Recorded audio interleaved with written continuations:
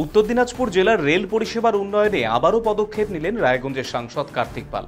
অমৃত ভারত প্রকল্পের আওতাভুক্ত ভারতবর্ষের বিভিন্ন রেলওয়ে স্টেশনগুলোর আধুনিকীকরণ সহ যাত্রী পরিষেবার উন্নতিকরণে নানাবিধ কাজ চলছে। সেই দিক থেকে উত্তর দিনাজপুর জেলার রেলওয়ে স্টেশনগুলোর মানোন্নয়নের প্রতি বিশেষ নজর দিলেন সাংসদ কার্তিক পাল। রাধিকাপুর স্টেশন থেকে ইসলামপুর আলুয়াবাড়ি স্টেশন পর্যন্ত রায়গঞ্জ লোকসভার অধীন প্রতিটি স্টেশনের সার্বিক উন্নয়ন সহ চলমান অমৃত ভারত যোজনার কার্যাবলী নিয়ে এনইএফআর রেলওয়ে বোর্ডের জেনারেল ম্যানেজারের সঙ্গে বিশেষ বৈঠক করলেন কার্তিক পাল।